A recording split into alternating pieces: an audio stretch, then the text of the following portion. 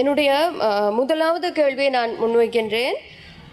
விசேடமாக இது அரசாங்கத்தினுடைய ஒரு அமைச்சுக்கு கீழாக நடத்தப்படுகின்ற ஒரு நிறுவனமாக இருக்கும்போது இந்த நிறுவனமானது சட்ட ரீதியாகவும் அரசாங்கத்தால் அங்கீகரிக்கப்பட்ட ஒரு நிறுவனமாக இருக்கும்போது இந்த நிறுவனத்திற்கு தனிப்பட்ட ஒரு குடும்பத்தின் பரம்பரை அரசியலை கொண்டு செல்வதற்காக அந்த குடும்பத்தினுடைய பேரின் தான் எல்லா விதமான மலையகத்தை சார்ந்த எல்லா வேலை திட்டங்களிலும் எல்லா விதமான பயிற்சி நிலையங்களாக இருக்கட்டும் எல்லா நிறுவனங்களுக்கும் ஒரு குறிப்பிட்ட குடும்பத்தின் பரம்பரையின் பெயரை சூட்டப்பட்டிருக்கின்றது. அதிலும் பார்க்க விசேடமாக இதன் அங்கத்துவம் வகிக்கும் போது இதன் அங்கத்துவத்திற்காக இதனுடைய மன்றத்தினுடைய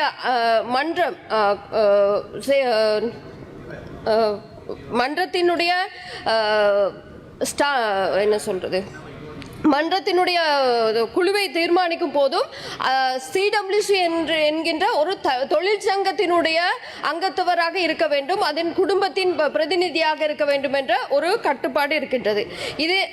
இது எங்களுடைய வந்ததான புதிய அரசாங்கம் இதற்கான நடவடிக்கை எடுக்கப்பட்டுள்ளதா?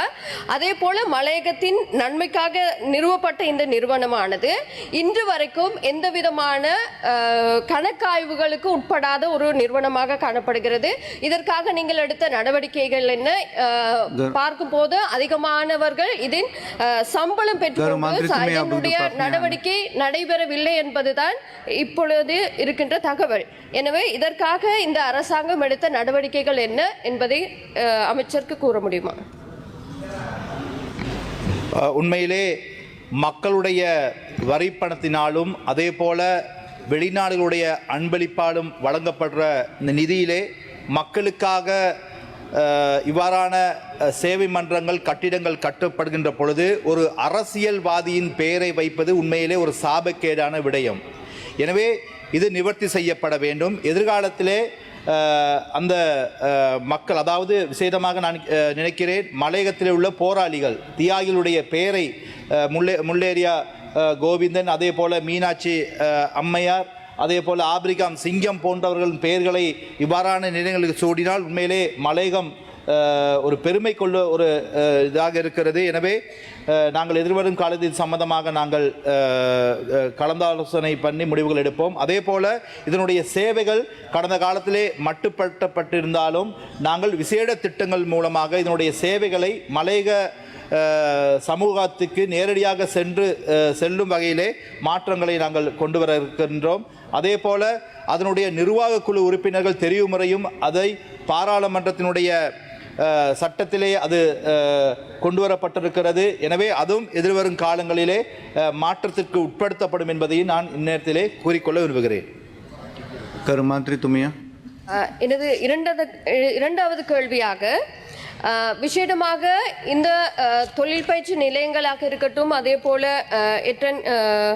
விளையாட்டு மைதானமாக இருக்கட்டும், இந்த நிறுவனத்தினூடாக நடத்தப்படுகின்றவைகள் அதிகமாக நிறுவப்படாத நிறுவனங்களாகவே காணப்படுகின்றது. பெயரளவில் மாத்திரம் இருக்கின்றது. அவற்றின் செயற்பாடுகள் மிகவும் குறைந்த அளவிலே காணப்படுகின்றதையும் சொல்லலாம். விசேடமாக அமைச்சர் சொன்னது போல இந்த பயிற்சி நிலையங்களிலே பயிற்சி பெறுகின்ற பிள்ளைகள் அவர்களுக்கு வழங்கப்படுகிற NBQ சர்டிபிகேட்ஸாக இருக்கட்டும், இவற்றை கொண்டு எங்களுடைய மலையக சமூகத்திற்கு, மலையக பிள்ளைகளுடைய எதிர்கால நடவடிக்கைகளுக்கும் அவர்களுடைய தொழில்களுக்கு செல்லும் போது இது அங்கீகரிக்கப்பட்ட ஒரு அரசால் அங்கீகரிக்கப்பட்ட ஒரு ஆவணமாக இருக்கின்றதா? இவர்கள் பயிற்சி பெறுகிறவர்களுடைய எதிர்காலம் எவ்வாறு அமைந்திருக்கிறது? உண்மையிலே மலையக பகுதிகளுக்கு இவ்வாறான பயிற்சி நிறுவனங்கள், அதே போல